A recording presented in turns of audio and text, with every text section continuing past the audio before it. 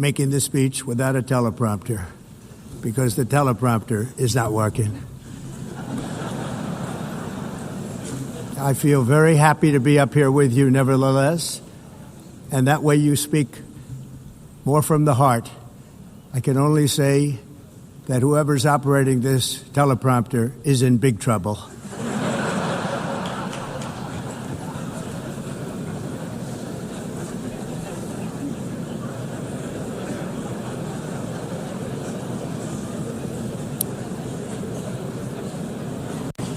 Hello, Madam First Lady. Thank you very much for being here. And Madam President, Mr. Secretary General, First Lady of the United States, distinguished delegates, ambassadors, and world leaders. 6 years have passed since I last stood in this grand hall and addressed a world that was prosperous and at peace in my first term. Since that day, the guns of war have shattered the peace I forged on 2 continents. An era of calm and stability gave way to one of the great crises of our time. And here in the United States, 4 years of weakness, lawlessness, and radicalism under the last administration delivered our nation into a repeated set of disasters. 1 year ago, our country was in deep trouble, but today, just 8 months into my administration, we are the hottest country anywhere in the world, and there is no other country even close.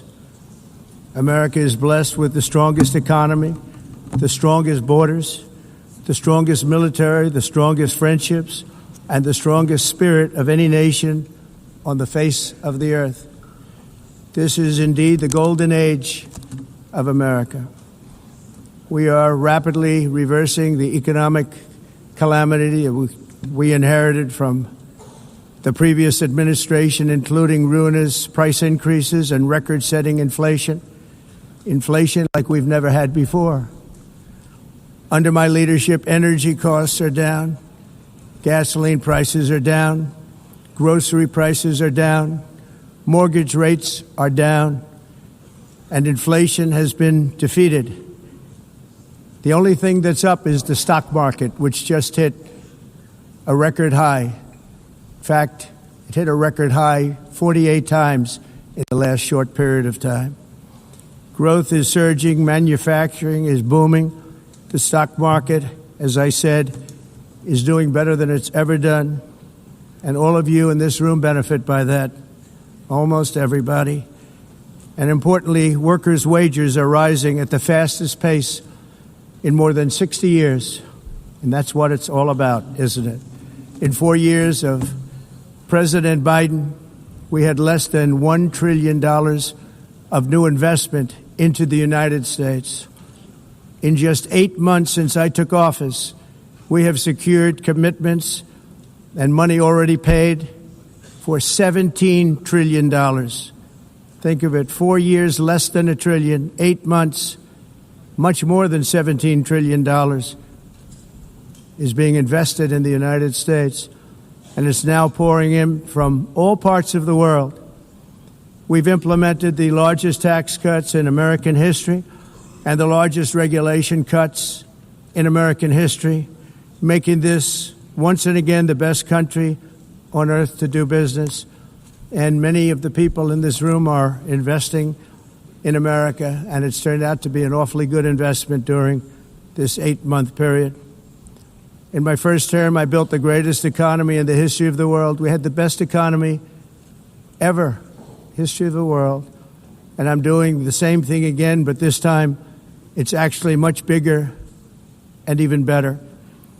The numbers far surpass my record-setting first term. On our southern border, we have successfully repelled a colossal invasion.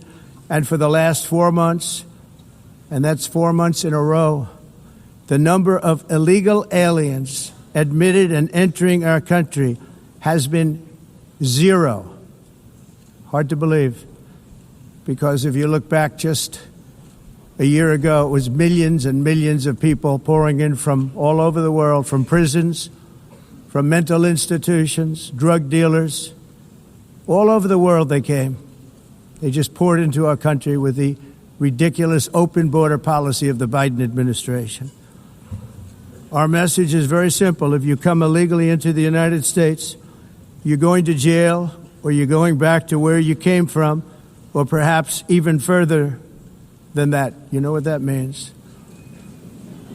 I want to thank the country of El Salvador for the successful and professional job they've done in receiving and jailing so many criminals that entered our country. And it was under the previous administration that the number became record-setting, and they're all being taken out. We have no choice. And other countries have no choice because other countries are in the exact same situation with immigration. It's destroying your country, and you have to do something about it. On the world stage, America is respected again like it has never been respected before. You think about 2 years ago, 3 years ago, 4 years ago, or 1 year ago, we were a laughingstock all over the world. At the NATO summit in June, virtually all NATO members formally committed to increase defense spending at my request from 2% to 5% of GDP, making our alliance far stronger and more powerful than it was ever before.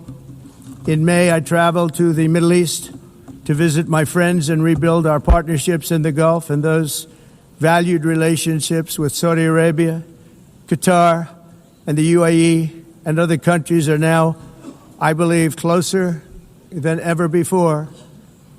My administration has negotiated one historic trade deal after another, including with the United Kingdom, the European Union, Japan, South Korea, Vietnam, Indonesia, the Philippines, Malaysia, and many, many others.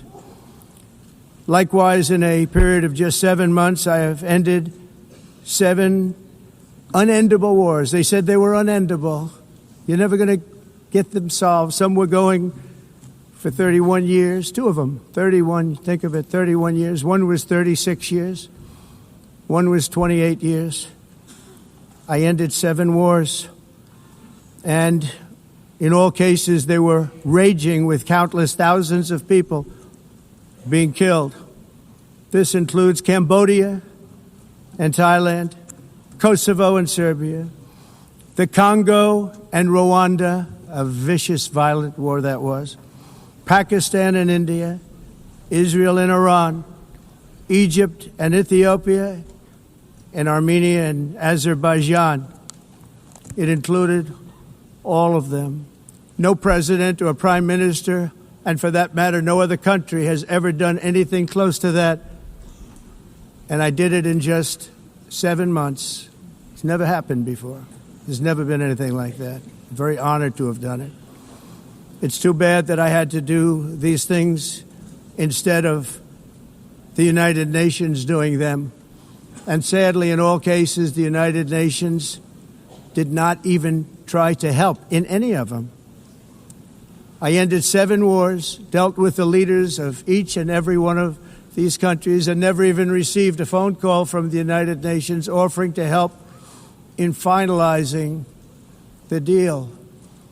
All I got from the United Nations was an escalator that on the way up stopped right in the middle. If the First Lady wasn't in great shape, she would have fallen. But she's in great shape. We're both in good shape. We both stood. And then a teleprompter that didn't work. These are the 2 things I got from the United Nations, a bad escalator and a bad teleprompter. Thank you very much. And by the way, it's working now. It just went on. Thank you. I think I should just do it the other way. It's easier. Thank you very much. I didn't think of it at the time because I was too busy working to save millions of lives. That is the saving and stopping of these wars. But later I realized that the United Nations wasn't there for us. They weren't there. I thought of it really after the fact, not during these negotiations, which were not easy. That being the case, what is the purpose of the United Nations? The UN has such tremendous potential. I've always said it. It has such tremendous, tremendous potential. but it's not even coming close to living up to that potential. For the most part, at least for now, all they seem to do is write a really strongly worded letter and then never follow that letter up. It's empty words, and empty words don't solve war. The only thing that solves war and wars is action. Now, after ending all of these wars and also earlier negotiating the Abraham Accords, which is a very big thing for which our country received no credit, never receives credit. Everyone says that I should get the Nobel Peace Prize for each one of these achievements. But for me, the real prize will be the sons and daughters who live to grow up with their mothers and fathers, because millions of people are no longer being killed in endless and unglorious wars. What I care about is not winning prizes, it's saving lives. We saved millions and millions of lives with the 7 wars. And we have others that we're working on, and you know that. Many years ago, a very successful real estate developer in New York, known as Donald J. Trump, I bid on the renovation and rebuilding of this very United Nations complex. I remember it so well. I said at the time that I would do it for $500 million, rebuilding everything. It would be beautiful. I used to talk about, I'm going to give you marble floors. They're going to give you terrazzo. I'm going to give you the best of everything. You're going to have mahogany walls. They're going to give you plastic. But they decided to go in another direction, which was much more expensive at the time, and which actually produced a far inferior product. And I realized that they did not know what they were doing when it came to construction, and that their building concepts were so wrong, and the product that they were proposing to build was so bad and so costly. It was going to cost them a fortune. And I said, and wait till you see the overruns. Well, I turned out to be right. They had massive cost overruns and spent between $2 and $4 billion on the building and did not even get the marble floors that I promised them. You walk on terrazzo. Do you notice that? As far as I'm concerned, frankly, looking at the building and getting stuck on the escalator, they still haven't finished the job. They still haven't finished. That was years ago. The project was so corrupt that Congress actually asked me to testify before them on the tremendous waste of money, because it turned out that they had no idea what it was, but they knew it was anywhere between $2 and $4 billion as opposed to $500 million with a guarantee. But they had no idea, and I said it cost much more than $5 billion. Unfortunately, many things in the United Nations are happening just like that, but on an even much bigger scale, much, much bigger. Very sad to see. Whether the UN can manage to play a productive role, I've come here today to offer the hand of American leadership and friendship to any nation in this assembly that is willing to join us in forging a safer, more prosperous world.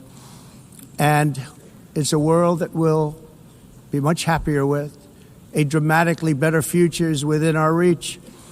But to get there, we must reject the failed approaches of the past and work together to confront some of the greatest threats in history.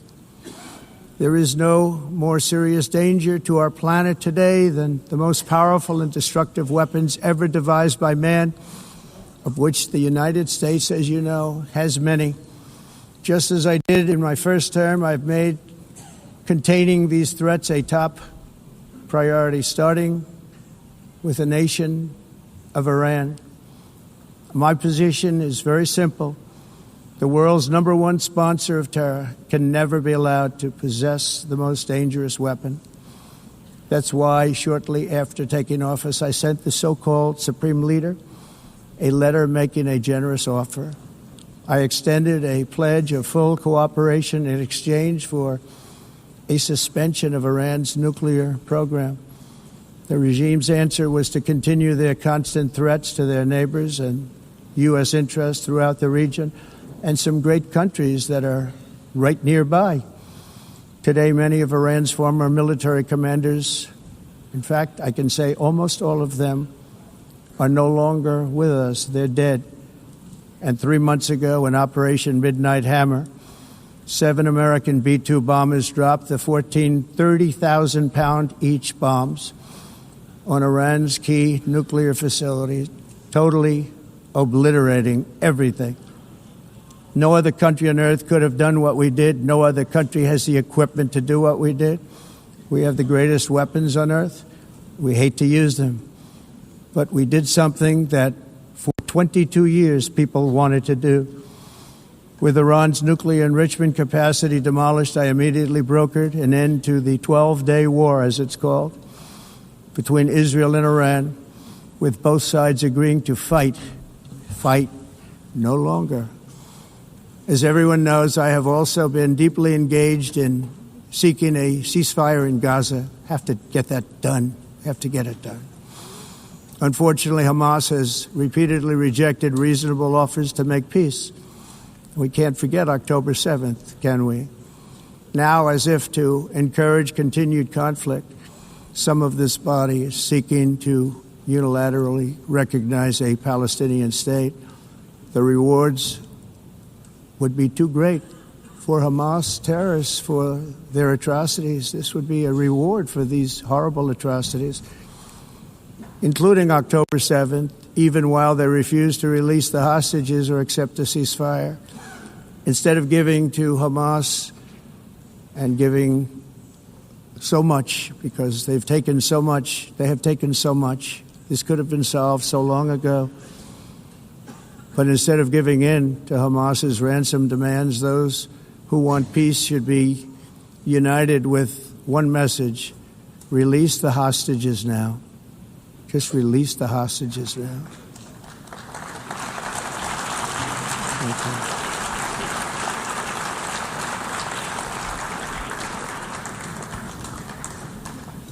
Thank you. As we have got to come together, and we will come together, got to get it done. We have to stop the war in Gaza immediately. We have to stop it. We have to get it done. We have to negotiate, immediately have to negotiate peace. We got to get the hostages back. We want all 20 back. We don't want 2 and 4. As you know, I got, along with Steve Witkoff and others that helped us, Marco Rubio, we got most of them back. We were involved in all of them. But I always said the last 20 are going to be the hardest, and that's exactly what happened. We have to get them back now. We don't want to get back 2, and then another 2, and then 1, and then 3. Have this process. No, we want them all back, and we want the actually 38 dead bodies back too. Those parents came to me, and they want them back, and they want them back very quickly and very badly, as though they were alive. They want them. They want them every bit as much as if their son or daughter were alive. I've also been working relentlessly, stopping the killing in Ukraine. I thought that would be, of the 7 wars that I stopped, I thought that would be the easiest because of my relationship with President Putin, which had always been a good one. I thought that was going to be the easiest one. But, you know, in war, you never know what's going to happen. There are always lots of surprises, both good and bad. Everyone thought Russia would win this war in 3 days. But it didn't work out that way. It was supposed to be just a quick little skirmish. It's not making Russia look good. It's making them look bad. No matter what happens from here on out, this was something that should have taken a matter of days, certainly less than a week.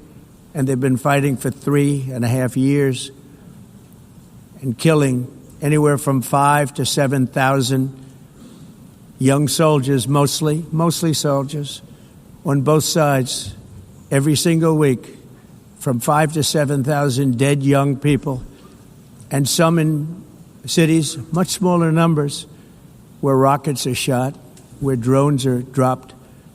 This war would never have started if I were president. This was a war that should have never happened. It shows you what leadership is, what bad leadership can do to a country. Look what happened to the United States, and look where we are right now in just a short period of time. The only question now is how many more lives will be needlessly lost on both sides. China and India are the primary funders of the ongoing war by continuing to purchase Russian oil. But inexcusably, even NATO countries have not cut off much Russian energy. and Russian energy products, which, as you know, I found out about 2 weeks ago, and I wasn't happy. Think of it. They're funding the war against themselves. Who the hell ever heard of that one? In the event that Russia is not ready to make a deal to end the war, then the United States is fully prepared to impose a very strong round of powerful tariffs, which would stop the bloodshed, I believe, very quickly. But for those tariffs to be effective, European nations, all of you are gathered here right now, would have to join us in adopting the exact same measures. I mean, you're much closer to this. We have an ocean in between. You're right there. And Europe has to step it up. They can't be doing what they're doing. They're buying oil and gas from Russia while they're fighting Russia. It's embarrassing to them, and it was very embarrassing to them when I found out about it, I can tell you that. They have to immediately cease all energy purchases from Russia. Otherwise, we're all wasting a lot of time. So I'm ready to discuss this. We're going to discuss it today with the European nations, all gathered here. I'm sure they're thrilled to hear me speak about it, but that's the way it is. I like to speak my mind and speak the truth. As we seek to reduce the threat of dangerous weapons today, I'm also calling on every nation to join us in ending the development of biological weapons once and for all. And biological is terrible, and nuclear is even beyond, and we include nuclear in that. We want to have a cessation of the development of nuclear weapons. We know, and I get to view it all the time. Sir, would you like to see? And I look at weapons that are so powerful that we just can't ever use them. If we ever use them, the world literally might come to an end.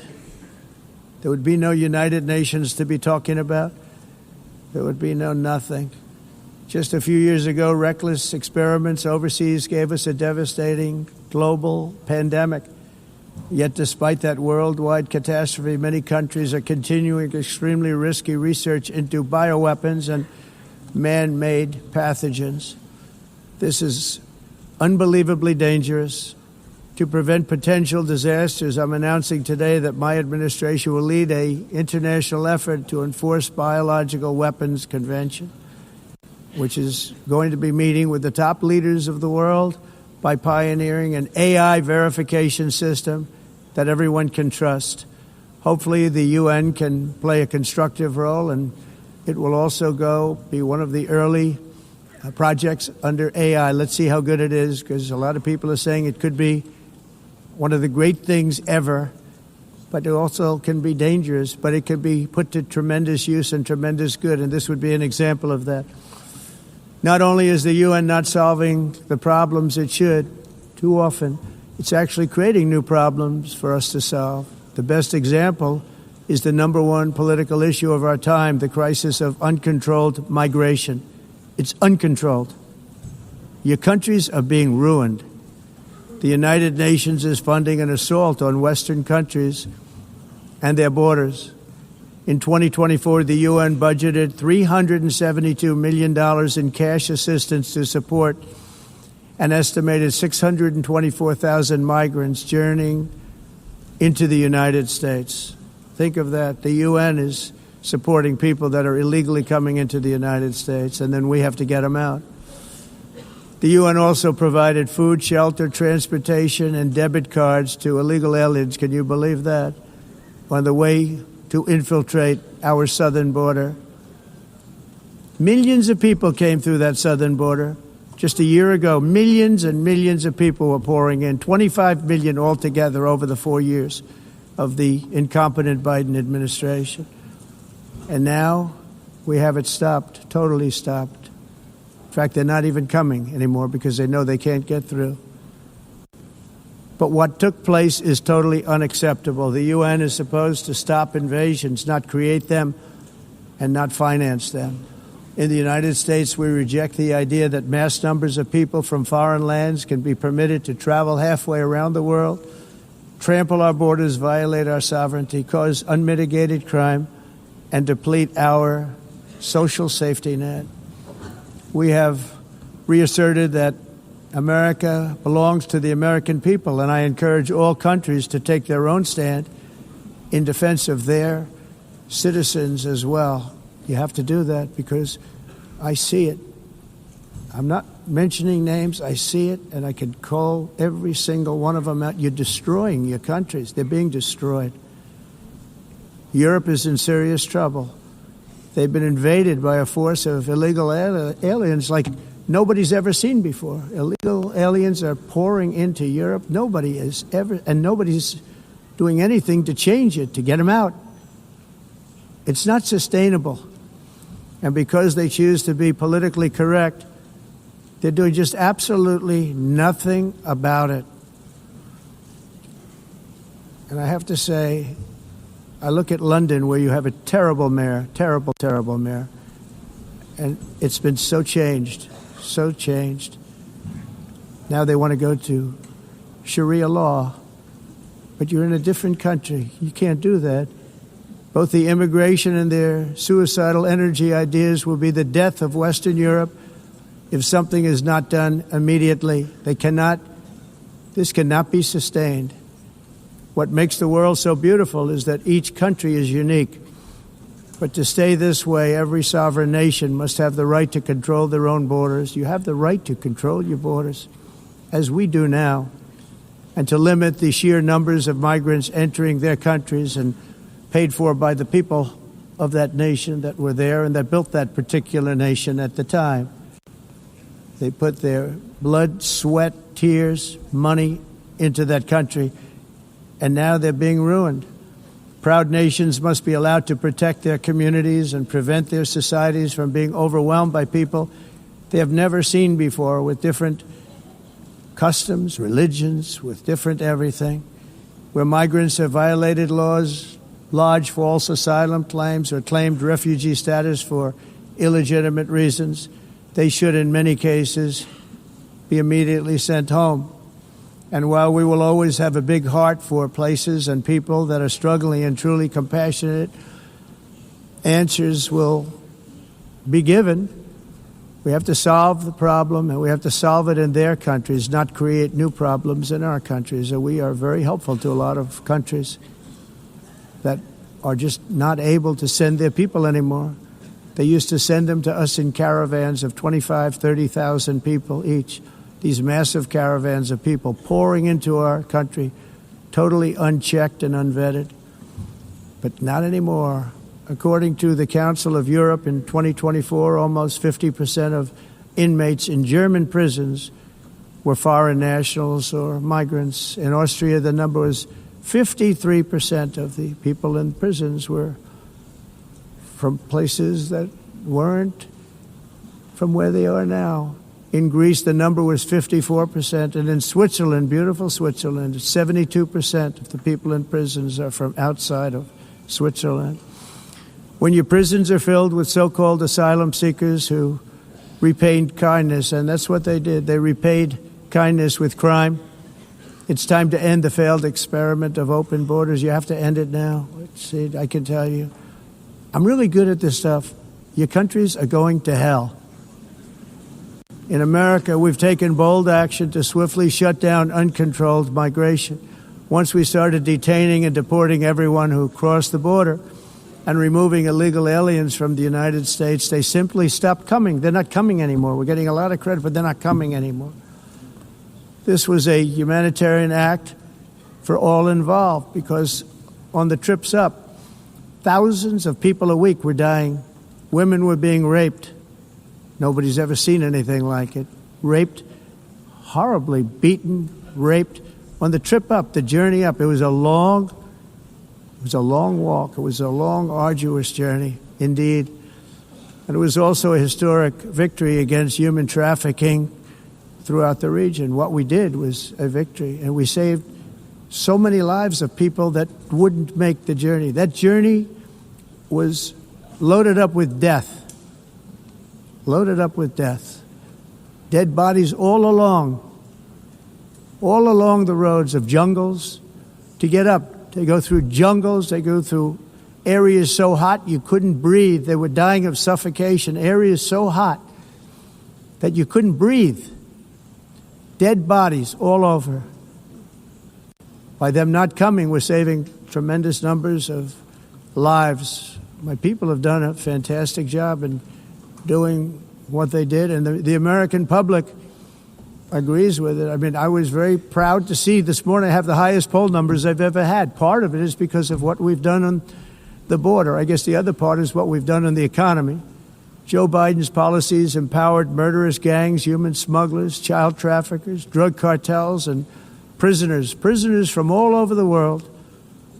The previous administration also lost nearly 300,000 children. Think of that. They lost more than 300,000 children, little children, who were trafficked into the United States on the Biden watch, many of whom have been raped, exploited, and abused, and sold. Sold. Nobody talks about that. The fake news doesn't write about it. With many others, young children who are missing or dead. And we found a lot of these children, and we're sending them back, and we've been sending them back to their parents. They said, nobody knows who they are. They said, where do you come from? And they'll give us a country, and we'll find out, and we'll figure it out, and we'll bring them back to their homes. And the mother and father rush to the door, and their tears in their eyes. They can't believe that they're seeing their son or daughter, their little son or daughter again. We've done almost 30,000 of them so far.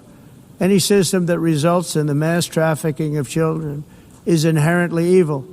Yet that is exactly what the globalist migration agenda has done, and it's what it's all about. In America, those days, as you know, are over. The Trump administration is working, and we are continuing to work to track down the villains that are causing this problem, and also, as I said, to get back the 30,000 we've already returned. Now I think we're going to have another. We're going to find a lot. You're not going to find all of them. 300, more than 300,000. They're lost or they're dead. They're lost or they're dead because of the animals that did this. To protect our citizens, I've also designated multiple savage drug cartels as far as and you see this, and you see it happening right before your eyes. Let's put it this way. People don't like taking big loads of drugs in boats anymore. There aren't too many boats that are traveling on the seas by Venezuela. They tend not to want to travel very quickly anymore. And we've virtually stopped drugs coming into our country by sea. We call them the water drugs. They kill hundreds of thousands of people. I've also designated multiple savage drug cartels as far as foreign terrorist organizations, along with two bloodthirsty transnational gangs, probably the worst gangs anywhere in the world, MS-13 and Tren de Aragua. Tren de Aragua is from Venezuela, by the way. Such organizations torture, maim, mutilate, and murder with impunity. They're the enemies of all humanity. And for this reason, we've recently begun using the supreme power of the United States military to destroy Venezuela terrorists and trafficking networks led by Nicolas Maduro. To every terrorist thug smuggling poisonous drugs into the United States of America, please be warned that we will blow you out of existence. That's what we're doing. We have no choice. Can't let it happen. They're destroying. I believe we lost 300,000 people last year to drugs, 300,000. Fentanyl and other drugs. Each boat that we sink carries drugs that would kill more than 25,000 Americans. We will not let that happen. Energy is another area where the United States is now thriving like never before. We're getting rid of the falsely named renewables. By the way, they're a joke. They don't work. They're too expensive. They're not strong enough to fire up the plants that you need to make your country great. The wind doesn't blow. Those big windmills are so pathetic and so bad, so expensive to operate. And they have to be rebuilt all the time, and they start to rust and rot. Most expensive energy ever conceived, and it's actually energy. You're supposed to make money with energy, not lose money. You lose money, the governments have to subsidize. You can't put them out without massive subsidies. And most of them are built in China, and I give China a lot of credit. They build them, but they have very few wind farms. So why is it that they build them and they send them all over the world, but they barely use them? You know what they use? Coal. They use gas. They use almost anything, but they don't like wind. But they sure as hell like selling the windmills. Europe, on the other hand, has a long way to go, with many countries being on the brink of destruction because of the green energy agenda. And I give a lot of credit to Germany. Germany was being led down a very sick path, both on immigration, by the way, and on energy. They were going green, and they were going bankrupt.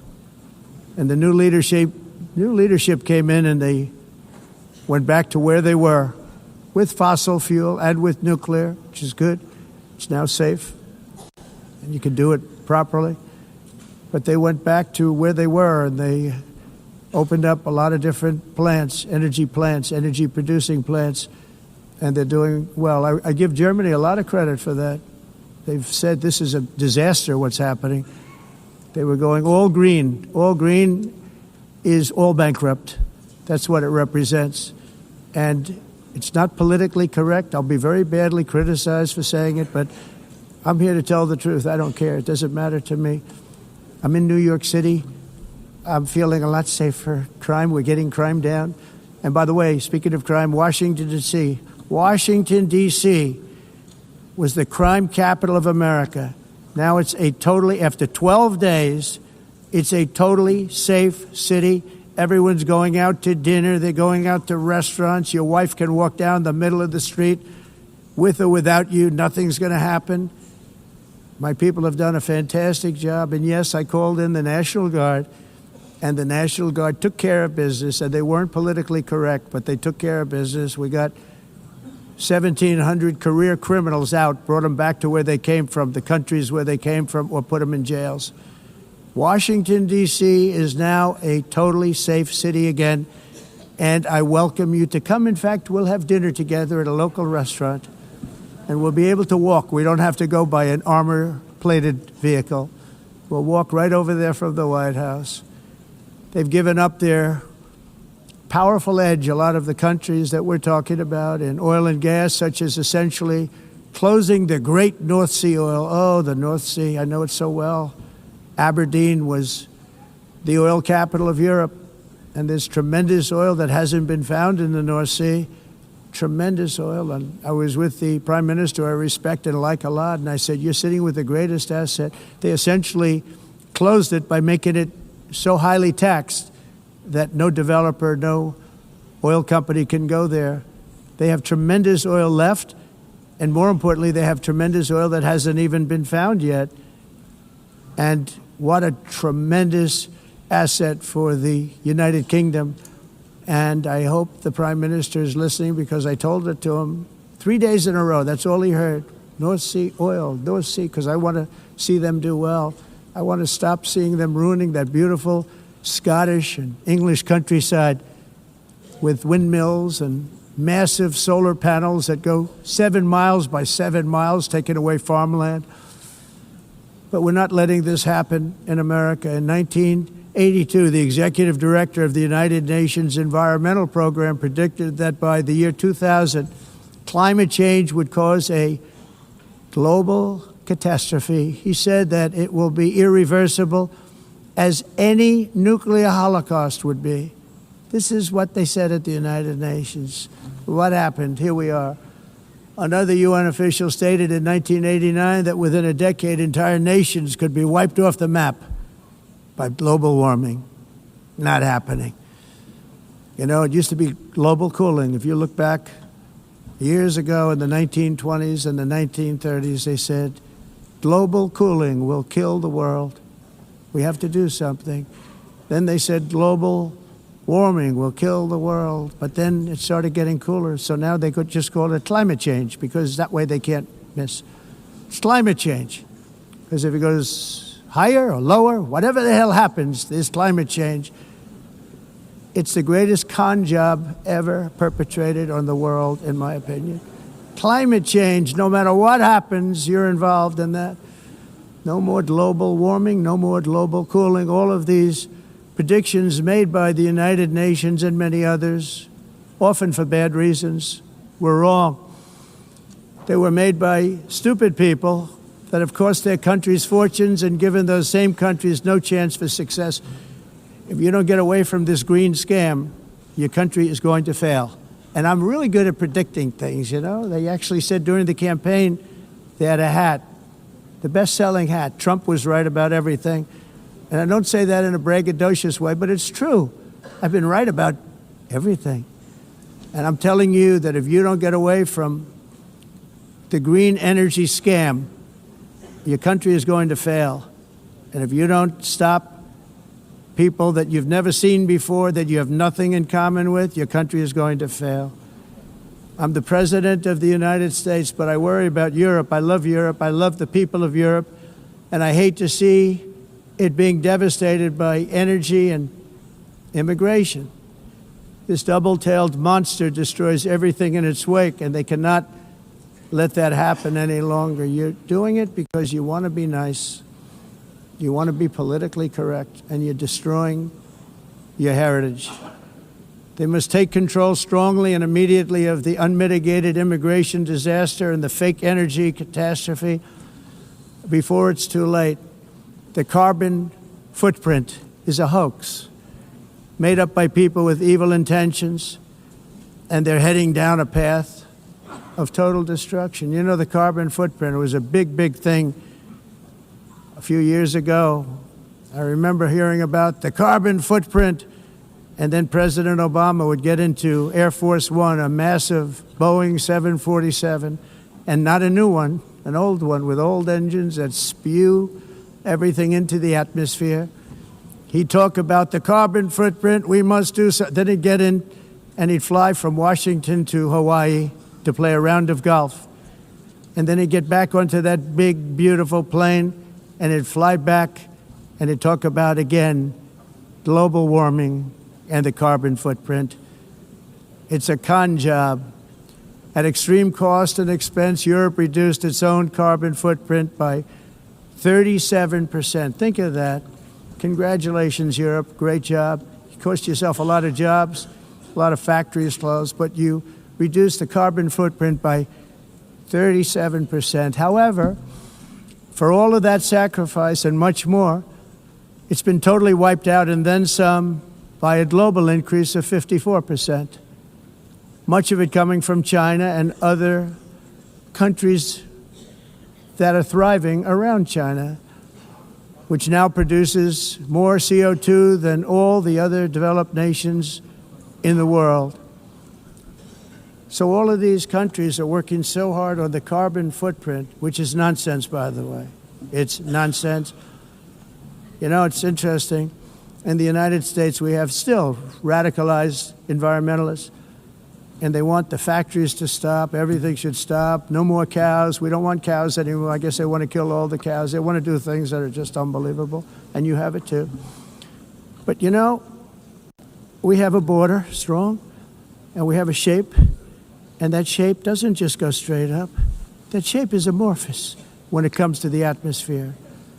And if we had the most clean air, and I think we do, we have very clean air. We have the cleanest air we've had in many, many years. But the problem is that other countries, like China, which has air that's a little bit rough, it blows. And no matter what you're doing down here, the air up here tends to get very dirty because it comes in from other countries where their air isn't so clean. And the environmentalists refuse to acknowledge that. Same thing with garbage. In Asia, they dump much of their garbage right into the ocean. And over about a 1 week and 2 week journey, it flows right past Los Angeles. You've seen it. Massive amounts of garbage, almost too much to do anything about, flowing past Los Angeles, past San Francisco, and then somebody will get in trouble because he dropped a cigarette on the beach. The whole thing is crazy. The primary effect of these brutal green energy policies has not been to help the environment, but to redistribute manufacturing and industrial activity from developed countries that follow the insane rules that are put down to polluting countries that break the rules and are making a fortune. They're making a fortune. European electricity bills are now 4 to 5 times more expensive than those in China, and 2 to 3 times higher than the United States. And our bills are coming way down. You probably see that our gasoline prices are way down. You know, we have an expression, drill, baby, drill, and that's what we're doing. We're going to be much lower in a year from now. But they've come way down over the last year. As a result, every air conditioner is like very uncommon to see one in some of these countries because the electric costs are so high. So while the U.S. has approximately 1,300 heat-related deaths annually, that's a lot, Europe loses more than 175,000 people to heat deaths each year because the costs are so expensive you can't turn on an air conditioner. What is that all about? That's not Europe. That's not the Europe that I love and know. All in the name of pretending to stop the global warming hoax.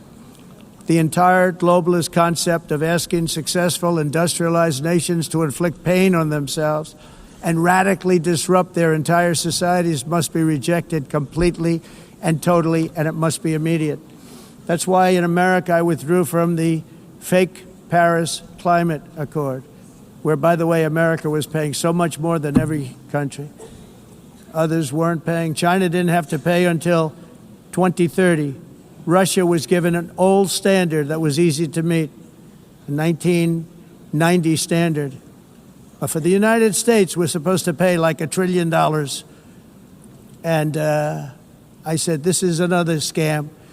The fact is, the United States has been taken advantage of by the world for many, many years, but not any longer, as you probably noticed. I unleashed massive energy production and signed historic executive orders to hunt for oil, but we don't have to do much hunting because we have the most oil of any nation anywhere, oil and gas in the world. And if you add coal, we have the most of any nation in the world. Clean, I call it clean, beautiful coal. You can do things today with coal that you couldn't have done 10 years ago, 15 years. So I have a little standing order in the White House. Never use the word coal, only use the words clean, beautiful coal. Sounds much better, doesn't it? But we stand ready to provide any country with abundant, affordable energy supplies if you need them, when most of you do. We're proudly exporting energy all over the world. We're now the largest exporter. In the United States, we want trade and robust commerce with all nations, everybody. We want to help nations. We're going to help nations. But it must also be fair and reciprocal. The challenge with trade is much the same with climate. The countries that followed the rules, all their factories have been plundered. It's really sad to watch. They've been broken. They've been broken by countries that broke the rules. That's why the United States is now applying tariffs to other countries, and much as these tariffs were for many years applied to us, uncontrollably applied to us. We've used tariffs as a defense mechanism under the Trump administration, including my first term, where hundreds of billions of dollars in tariffs were taken in. And by the way, we had the lowest inflation, and now we have very low inflation. The only thing different is that we have hundreds of billions of dollars flowing into our country. But this is how we will ensure that the system works for everyone and is sustainable into the future. We're also using tariffs to defend our sovereignty and security throughout the world, including against nations that have taken advantage of former U.S. administrations for decades, including the most corrupt, incompetent administration in history, the sleepy Joe Biden administration. Brazil now faces major tariffs in response to its unprecedented efforts to interfere in the rights and freedoms of our American citizens and others, with censorship, repression, weaponization, judicial corruption, and targeting of political critics in the United States. I have a little problem saying this because I must tell you, I was walking in and the leader of Brazil was walking out. We saw him and I saw him, he saw me, and we embraced. And then I'm saying, can you believe I'm going to be saying this in just 2 minutes?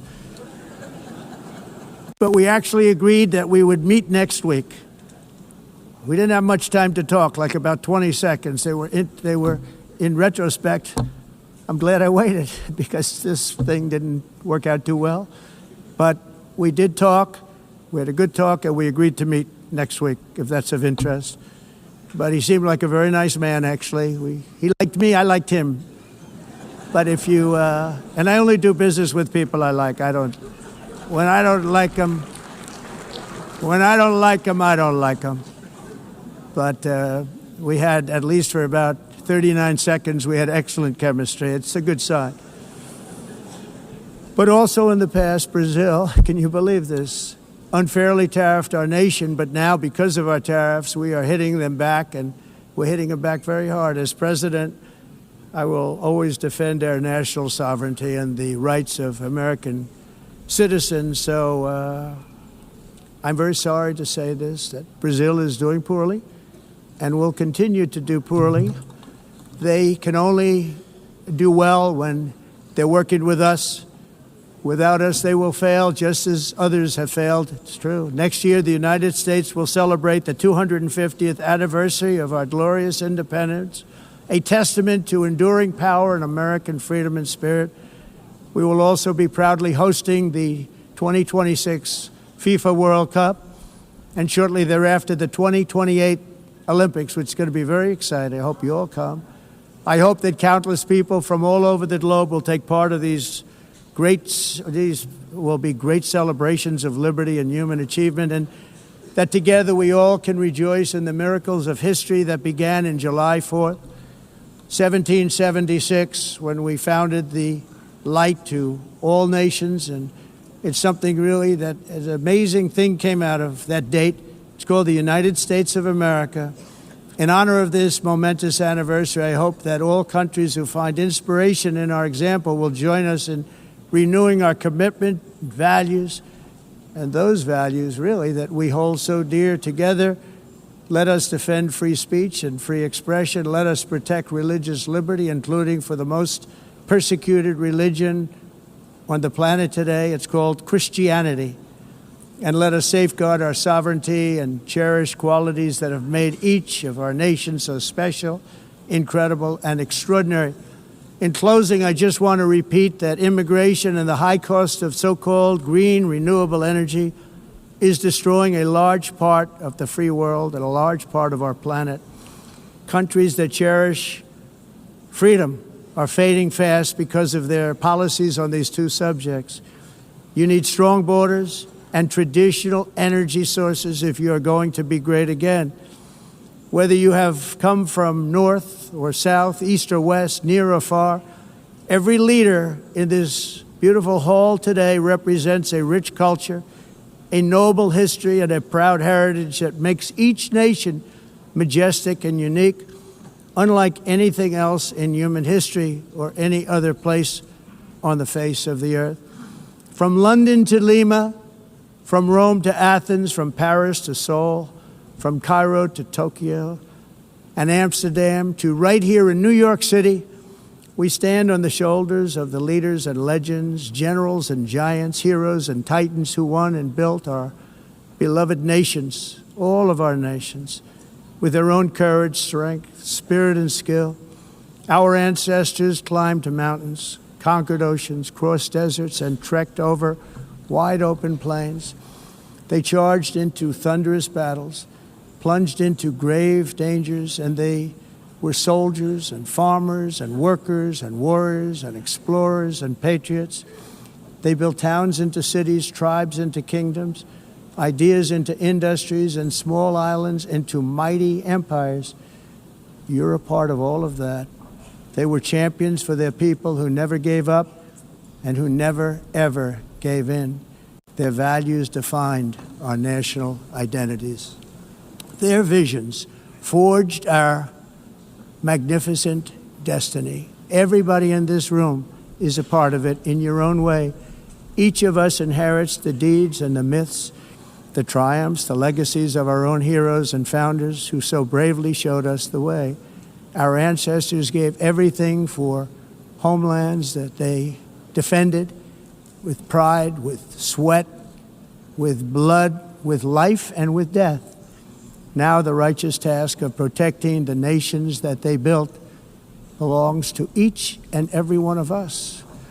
So together, let us uphold our sacred duty to our people and to our citizens. Let us protect their borders, ensure their safety, preserve their cultures, treasure, and traditions, and fight, fight, fight for their precious dreams and their cherished freedoms. And in friendship and really a beautiful vision, let us all work together to build a bright, beautiful planet, a planet that we all share, a planet of peace and a world that is richer, better, and more beautiful than ever before. That can happen. It will happen. It will happen, and I hope it can happen and start right now, right at this moment. We'll turn it around. We're going to make our countries better, safer, more beautiful. We're going to take care of our people. Thank you very much. It's been an honor. God bless the nations of the world. Thank you very much. Bye.